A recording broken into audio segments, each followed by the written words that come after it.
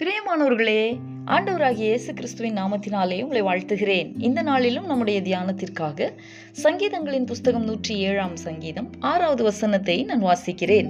தங்கள் ஆபத்திலே கர்த்தரை நோக்கி கூப்பிட்டார்கள், அவர்கள் இக்கட்டுகளிலிருந்து அவர்களை விடுவித்தார். எனக்கு அன்பானவர்களே, நம் ஒவ்வொருவரையும் ஒவ்வொரு நாளும் எல்லா தீங்குக்கும் விலக்கி காக்கிறவர் நம்முடைய முற்பிதாக்களை இக்கட்டுகளிலிருந்து விலக்கி விடுவித்ததைத்தான் நாம் இந்த நாளிலே வாசித்தோம்.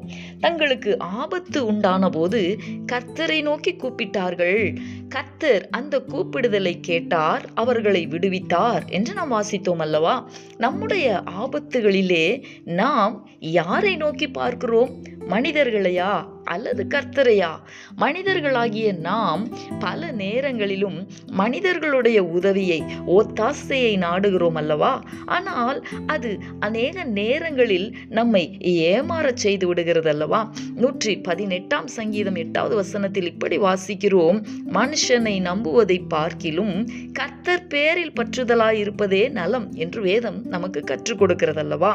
அன்பரே, 121 சங்கீதம் 2வது வசனத்திலே நாம் வாசிக்கிறபடி, வானத்தையும் பூமியையும் உண்டாக்கின கர்த்தரிடத்திலிருந்துதான் நமக்கு ஒத்தாசை கடந்து வர வேண்டும்.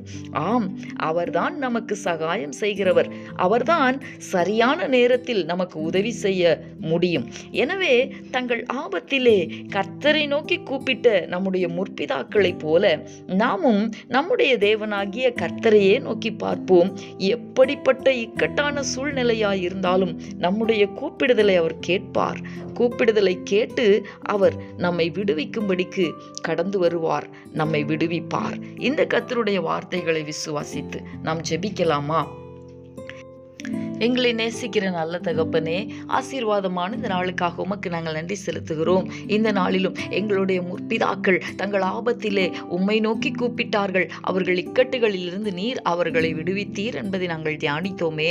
தகப்பனே, எங்களுடைய ஆபத்துகளிலே நாங்கள் கர்த்தரை நோக்கி கூப்பிட வேண்டும் என்பதை ஆண்டவரே இந்த நாளிலே எங்களோடு கூட நீர் பேசி இருக்கிறதற்காக உமக்கு நாங்கள் நன்றி செலுத்துகிறோம். உம்மை நோக்கி கூப்பிடும் பொழுது நீர் கூப்பிடுதலை கேட்பீர், இக்கட்டுகளிலிருந்து நீர் விடுதலையாக்குவீர் என்பதை நாங்கள் தியானித்தோமே. தகப்பனே, தங்கள் ஆபத்துகளிலே உம்மை நோக்கி கூப்பிடுகிற உம்முடைய பிள்ளைகளுக்கு கர்த்தர் சகாயராய், விடுவிக்கிறவராய், ஒத்தாசை செய்கிறவராய் தம்மை வெளிப்படுத்துவீராக. உம்முடைய நாமத்தை நீர் மகிமைப்படுத்துவீராக. இன்றைக்கும் உம்முடைய நாமத்தை நோக்கி கூப்பிடுகிற பிள்ளைகளை கர்த்தர் விடுதலையாக்க வேண்டுமாய் ஜெபிக்கிறேன். நீர் அப்படி செய்ய போகிறதற்காக உமக்கு ஸ்தோத்திரம். இயேசு கிறிஸ்துவின் நாமத்தில் வேண்டிக் கொள்ளுகிறேன் நல்ல பிதாவே. ஆமேன், ஆமேன்.